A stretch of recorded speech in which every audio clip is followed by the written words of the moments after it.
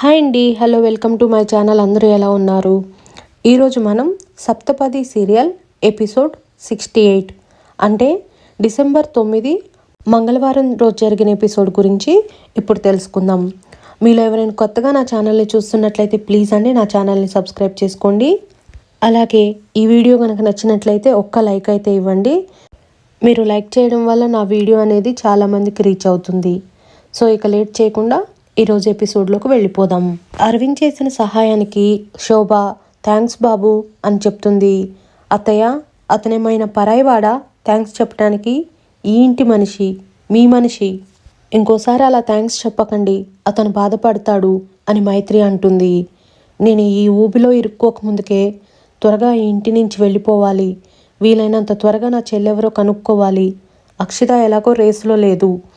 ఇకపోతే అంజలి మయూక మధ్యనే కాంపిటీషన్ ఉంది. వాళ్ళిద్దరిలో ఎవరో ఒకరు నా చెల్లి అయి ఉంటారు అని అరవింద్ మనసులో అనుకుంటాడు. మైత్రి తన ఇంటికి వెళ్ళి కంగారుగా వెతుకుతూ ఉంటుంది. ఏంటమ్మా అలా వెతుకుతున్నావు? ఓహో, నానమ్మ కోసమా? నానమ్మ ఊరెళ్ళిందమ్మా, 10 రోజుల వరకు రాదు అని ఆనందరావు చెప్తాడు. ఇంతలోనే కస్తూరి కూడా బయటకు వస్తుంది. మేమిద్దరం ఇక్కడుంటే అలా వెతుకుతున్నావేంటే అని కస్తూరి అడుగుతుంది. లహరి ఎక్కడా అని మైత్రి కంగారుగా అడుగుతుంది. ఇంకా ఇంటికి రాలేదు అని చెప్తాడు ఆనందరావు. దానికి ఆల్రెడీ ఫోన్ చేసి చెప్పాను కదా ఇంటికి వెళ్ళమని, ఇంకా ఇంటికి రాకపోవటం ఏంటి? దానికి ఈ మధ్య అసలు బొత్తిగా భయం లేకుండా పోయింది అని అంటుంది మైత్రి. ఏమైందమ్మా, ఎందుకు అలా తిడుతున్నావు దాన్ని? ఏం చేసింది అని అడుగుతాడు ఆనందరావు. మైత్రి ఏం చెప్పకుండా సైలెంట్గా ఉండిపోతుంది. ఏంటమ్మా, ఆ ఇంద్ర మళ్ళీ ఫోన్ చేసి ఏమైనా బెదిరించాడా అని అడుగుతాడు. అవునానా, లహరిని పావులా అడ్డు పెట్టుకొని నన్ను ఆడిస్తున్నాడు అని చెప్తుంది మైత్రి. అయితే ఇప్పుడు ఎలా అమ్మా, ఏం చేద్దాం అనుకుంటున్నావు అని అడుగుతాడు. పరిష్కారం ఒక్కటే నానా, నేను తిరిగి ఆ ఇంద్ర దగ్గరకు వెళ్ళే వరకు వాడు ఇలా చేస్తూనే ఉంటాడు. నేను ఆ ఇంటికి వెళ్ళడమే దీనికి పరిష్కారం. మరి వెళతావా అని అడుగుతాడు. వెళ్ళనా నానా అని మైత్రి అంటుంది. ఏంటమ్మా, మమ్మల్ని పరీక్షిస్తున్నావా అని అడగ్గా, లేదు నానా, నా వల్ల మీకు చాలా ఇబ్బంది కలుగుతుంది. ఈ ఇబ్బంది తొలగిపోవాలంటే నేను వెళ్ళడమే మంచిది. చూడమ్మా మైత్రి, గుండెల మీద పెట్టుకొని పెంచుకున్న కూతుర్ని ఒక దుర్మార్గుడు ఇలా చేస్తున్నాడంటే మేమైనా చూస్తూ ఎలా ఊరుకుంటాం?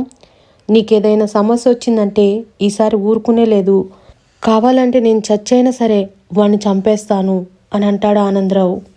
వద్దు నాన్న, అలాంటి నిర్ణయాలు తీసుకోకండి, మనం ఏదో ఒకటి ఆలోచిద్దాం అని మైత్రి అంటుంది. సరే, పోలీస్ కంప్లైంట్ ఇద్దామా అని ఆనందరావు అడగ్గా, ఇంతకుముందు ఒకసారి పోలీస్ కంప్లైంట్ ఇచ్చాం, ఏం జరిగింది? అనవసరంగా మన పరువు అంతా రోడ్డుకు పడింది అని కస్తూరి అంటుంది. అవును, వాడు ఇలా ఫోన్ చేసి బెదిరిస్తున్నాడని బబ్లుకి చెప్పావా అని కస్తూరి అడుగుతుంది. లేదమ్మా, ఎప్పుడెప్పుడు ఆ ఇంట్లో నుంచి బయటపడదామా అని బావ చూస్తున్నాడు. ఇలాంటి సందర్భంలో నేను బావకు విషయం చెప్పానంటే బావ ఖచ్చితంగా ఇంద్ర దగ్గరకు వెళ్తాడు. ఇప్పుడు అది కరెక్ట్ టైం కాదు, అందుకే నేను చెప్పలేను. బావ ఆ ఇంట్లోనే ఉండాలి కొద్ది రోజుల వరకు. ఏం అవసరం లేదు, వాడు ఆ ఇంట్లో ఉండే బాధ్యతలు తీసుకోవాల్సిన అవసరమే లేదు. తండ్రిగా మా అన్నయ్య ఏమైనా వాడి బాధ్యత తీసుకున్నాడా? ఇప్పుడు కొడుకుగా వాడు ఆ బాధ్యతలు తీసుకోవడానికి అని కస్తూరి అంటుంది. కస్తూరి, పెద్దవాళ్ళగా మనం మంచి చెప్పాలి కానీ ఇలా మాట్లాడకూడదు అని ఆనందరావు అంటాడు. వాళ్ళకి ఏం చేయాలో బాగా తెలుసులేండి, మనం ముఖ్యంగా లహరి గురించి ఆలోచించాలి అనుకుంటూ కస్తూరి లోపలికి వెళ్ళిపోతుంది. ఇదిలా ఉంటే అరవింద్ ఒంటరిగా కూర్చొని రేపటితో కర్మకాండ పూర్తయిపోతుంది. ఇక నేను చక్కగా ఇంట్లో నుంచి వెళ్ళిపోవచ్చు, నా చెల్లెవరో తెలుసుకొని వెళ్ళిపోవచ్చు. కానీ నా చెల్లెవరు అని అలా నెత్తి పాదుకుంటూ ఉండగా అప్పుడే అంజలి వెళ్ళి అరవింద్ పక్కనే కూర్చొని, అన్నయ్య కాఫీ ఏమైనా కావాలా అని అడుగుతుంది. నా చెల్లెవరో కావాలి అని మనసులో అనుకుంటాడు. మేనరిజంలో మయూకాకి నాకు మ్యాచ్ అయినా కానీ ఎందుకో నా మనసు అంజలి వైపే మగ్గుతుంది. అంజలియే నా చెల్లె అని చెప్తుంది. ఇక లేట్ చేయకుండా రేపు అంజలి చేయి పట్టుకొని వెళ్ళిపోతాను, ఎవరు ఆపుతారో చూస్తాను అని అంజలి మొహం చూస్తూ మనసులో అనుకుంటాడు. ఇంతలోనే శోభ వచ్చి, అమ్మ అంజలి, రేపు కర్మకాండకు కావాల్సిన సామాన్లన్నీ తెప్పించారా అని అడుగుతుంది. అన్నీ తెప్పించానమ్మా అని అంజలి చెప్పగా, సరే అవి ఎక్కడున్నాయో చెప్తే వెంటనే కారులో పెట్టిపిస్తాను, మళ్ళీ ఏదన్నా మిస్ అయిపోతే అదొక కంగారు ఎందుకు అని పుల్లయ్య అంటాడు. ఇంతలోనే మేనేజర్ వస్తాడు. అతన్ని చూసి పుల్లయ్య రావయ్యరా అని లోపలికి పిలిచి, అంజలి మన షాప్ మేనేజర్ వచ్చాడు, ఏంటో చూడు అని చెప్పి పుల్లయ్య బయటికి వెళ్ళిపోతాడు. రండి మేనేజర్ గారు, ఏంటి ఇలా వచ్చారు అని అంజలి అడుగుతుంది. మేడం, సార్ది డెత్ సర్టిఫికేట్ కోసం అప్లై చేశాను, ఇంట్లో వాళ్ళకు కూడా కొన్ని డీటెయిల్స్ కావాలి, చెప్తారా అని అడుగుతాడు. సరే, ఏం డీటెయిల్స్ కావాలో అడగండి చెప్తాను అని అంజలి అనగా, మీ డేట్ ఆఫ్ బర్త్ చెప్పండి అని మేనేజర్ అడుగుతాడు. 17th August 2004 అని చెప్తుంది. Mayuka madam date of birth కూడా చెప్పండి అని మేనేజర్ అడుగుతాడు. ఆహా, ఇప్పుడు తెలిసిపోతుంది నా చెల్లెవరు అనేది అనుకుంటూ అరవింద్ కూర్చున్నవాడు కాస్త లేచి నిలబడి వాళ్ళిద్దరూ ఏం మాట్లాడుకుంటున్నారో శ్రద్ధగా వింటూ ఉంటాడు. August 17th 2004 అని చెప్తుంది. మేడం, నేను మీ డేట్ ఆఫ్ బర్త్ కాదు మేడం అడిగింది, Mayuka madam date of birth అని మేనేజర్ అడుగుతాడు. నేను చెప్పింది కూడా మయూకాదే అని చెప్పగా అరవింద్ ఒక్కసారిగా కన్ఫ్యూజ్ అవుతాడు. అదేంటి, మీ ఇద్దరిది ఒకటే డేట్ ఆఫ్ బర్తా అని అరవింద్ అడుగుతాడు. అవునన్నయ్య అని చెప్తుంది.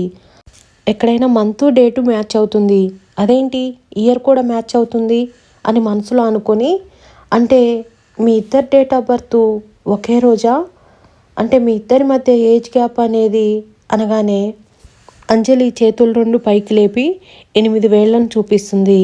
అంటే ఏంటి అని అరవింద్ ఏమీ తెలియక అమాయకంగా అడుగుతాడు. 8 minutes అన్నయ్య అని చెప్తుంది. ఇక అంతే, అరవింద్కి కన్ఫ్యూజన్ ఎక్కువైపోతుంది. కనిపెడతానన్నావు కదా, ఇప్పుడు కనిపెట్టు అని పక్కనే ఉండి మైత్రి అంటుంది. అలా మేనేజర్ ఫ్యామిలీ డీటెయిల్స్ తీసుకొని వెళ్ళిపోతాడు. అరవింద్ ఒక్కసారిగా షాక్లో సోఫాలో కుప్పకూలిపోతాడు. అన్నయ్య, ఏమైంది అన్నయ్య అలా పడిపోయావు అంటూ అంజలి అరవింద్ని పట్టుకొని అడుగుతుంది. అంటే మీ ఇద్దరికి పోలికలు లేవు కదా, ట్విన్స్ అంటే నమ్మలేకపోయాడు అని మైత్రి అంటుంది. ఇంతలోనే మయూక పైనుంచి దిగుతూ, మేము నాన్ ఐడెంటికలీ ట్విన్స్, ఏ విషయంలోనూ పోలికలు ఉండవు అని చెప్తుంది. ఇలా కూడా పుడతారా అని మైత్రి అడుగుతుంది. నా నెత్తిన శని తాండవం చేస్తుంటే ఎందుకు పుట్టరు, పుడతారు, ఇలాగే పుడతారు. మళ్ళీ నా కథ మొదటికే వచ్చింది. వైకుంఠపాలిలో పైదాకా వెళ్ళానని ఆనందపడ్డాను, ఏం లాభం, పెద్ద పాము నోట్లో పడి కిందికి చేరుకున్నాను అనుకుంటూ సోఫాలో నుంచి లేచి మయూక ఫేస్ని అలాగే చూస్తాడు. అలాగే అంజలి ఫేస్ని కూడా చూస్తాడు. ఇక అక్కడి నుంచి ఒక కన్ఫ్యూషన్లో అలా నడుచుకుంటూ వెళుతుండగా సోఫా తట్టుకొని పడబోతాడు. వెంటనే వెళ్ళి మైత్రి పట్టుకుంటుంది. అతన్ని చూసిన మయూక ఏమైంది అతనికి అని అంజలిని అడుగుతుంది. మనం నాన్ ఐడెంటికల్ ట్విన్స్ అనగానే షాక్ అయ్యాడు అని చెప్తుంది. అతనికి ఏంటంటే ప్రాబ్లం అని మయూక అడుగుతుంది. ఏమో అని అంజలి చెప్తుంది. ఇదంతా పక్కనే ఉన్న శోభ గమనిస్తూ ఉంటుంది. అలా అరవింద్ హాల్లో ఉన్న సోఫా దగ్గరకు వెళ్ళి సోఫాలో పడుకొని పైకి చూస్తూ షాక్లో ఉండిపోతాడు. అరవింద్, ఇప్పుడు క్లారిటీ వచ్చిందా నీకు అంటూ మైత్రి అడుగుతుంది. వినాలని నీకున్నా చెప్పే ఓపిక నాకు లేదమ్మా అని అంటాడు అరవింద్. సరే అరవింద్, నాకు ఒక డౌటు, వాళ్ళిద్దరూ ట్విన్స్ అంటున్నారు, ఒకరేమో శోభ అత్తయ్యకి పుట్టారు, ఒకరేమో మీ అమ్మకు పుట్టారు, అలాంటప్పుడు ఇద్దరు ట్విన్స్ ఎలా అవుతారు అని మైత్రి అరవింద్ని అడుగుతుంది. మీ మామయ్య ఉన్నాడే మామూలోడు అనుకుంటున్నావా, మా అమ్మకు పుట్టిన బిడ్డని మీ శోభ అత్తయ్యకి పుట్టిన బిడ్డని ఇద్దరిని ఒక చోటకి చేర్చి నాన్ ఐడెంటికలీ ట్విన్స్ అని అందరినీ నమ్మించేశాడు అని చెప్తాడు. అంటే ఇద్దరు వేరువేరు తల్లులకు పుట్టిన వాళ్లే కదా, అయితే ఇద్దరు ట్విన్స్ కాదన్నమాట అని మైత్రి అంటుంది. అదే కదా నేను చెప్తుంది అని అరవింద్ అంటాడు. సరే అయితే మరి ఇప్పుడు ఆ ఇద్దరిలో నీ చెల్లెవరనేది తెలుసుకోవడం చాలా కష్టం, అప్పటి వరకు నువ్వు ఈ ఇంట్లో ఉండాల్సిందే అని మైత్రి అంటుంది. చచ్చినా ఉండను, రేపటితో ఈ కార్యం అయిపోయింది, నేను వెళ్ళిపోతాను అని అంటాడు. నీ చెల్లెవరో తెలుసుకోకుండా అలా ఎలా వెళ్ళిపోతావు, నువ్వే ఉంటావులే, అయినా మొదట్లో కర్మ చేయనని చెప్పావు, కానీ 10 రోజులు పైగా ఉండలేవా చెప్పు, అలాగే ఇప్పుడు నీ చెల్లెవరో తెలుసుకునే వరకు నువ్వే ఉంటావులే అని మైత్రి అక్కడి నుంచి వెళ్ళిపోతుంది. ఈ కన్ఫ్యూజన్ నాకు దూరం చేసేవాళ్ళు ఎవరు, ఈ చిక్కుముళ్ళలో నుంచి నన్ను బయటకు తీసుకొచ్చేవాళ్ళు ఎవరు, ఈ సంగతి తెలిసిన వాళ్ళు ఎవరో ఒకరు ఉండే ఉంటారు, ఎవరా అని అరవింద్ బాగా ఆలోచించి శోభ గదిలోకి వెళ్తాడు. అప్పటికే శోభ అలా పడుకొని ఈశ్వర్ ప్రసాద్ ఫోటో చూసుకుంటూ ఆలోచిస్తూ ఉంటుంది. అలా ఏడుస్తూ బాధపడుతూ కూర్చొని ఉన్న ఆమెను చూసి ఏం మాట్లాడకుండా పక్కనే ఉన్న ఫ్లవర్ వాజ్ని కదిలిస్తాడు. అది అలికిడి అవడంతో శోభ వెంటనే తేరుకొని అరవింద్ని చూసి లేచి అరవింద్ దగ్గరకు వెళ్ళి కూర్చో బాబు అని చెప్తుంది. నేను ఎందుకు వచ్చానంటే అని అరవింద్ అంటాడు. తెలుసు బాబు, నన్ను పిన్ని అని పిలవడానికి ఇష్టపడను నువ్వు, నా మొహం చూడటానికి కూడా ఇష్టపడను నువ్వు. ఇలా నా గదిలోకి వచ్చావంటే ఏదో అవసరానికే వచ్చావని నాకు అర్థమవుతుంది. నేను ఇలా మీ ముందు చేతులెత్తి చేతులు చాపి నిలబడతానని కల్లో కూడా అనుకోవట్లేను. నా దరిద్రం ఇంతలా నన్ను వెంబడిస్తుంది.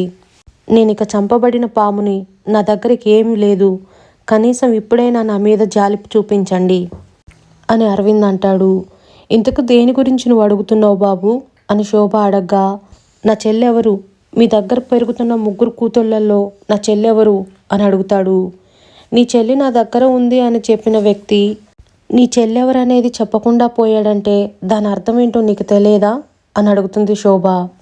ఆయన చెప్పను అన్నా నేను తెలుసుకునే ప్రయత్నం చేస్తున్నానంటే దాని అర్థం ఏంటో మీకు తెలియదా అని అరవింద్ తిరిగి అడుగుతాడు.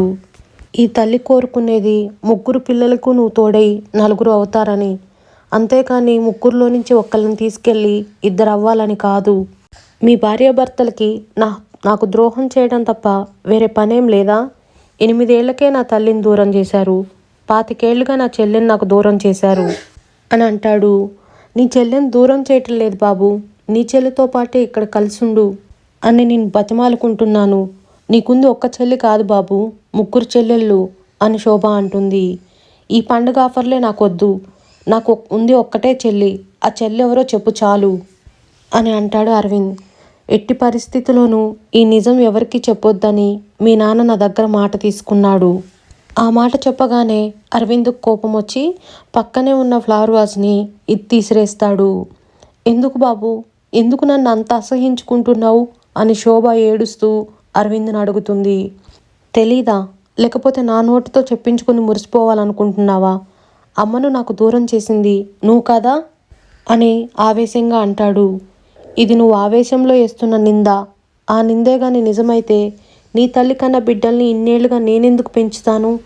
ప్రేమగా పెంచుతున్నావో పక్షపాతం చూపిస్తున్నావో ఎవరికి తెలుసు అని అరవింద్ ఉక్రోషంగా అడుగుతాడు.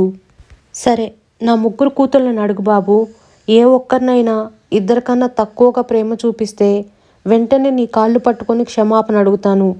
నా చేతులతో నీ చెల్లిని నీ చేతుల్లో పెడతాను.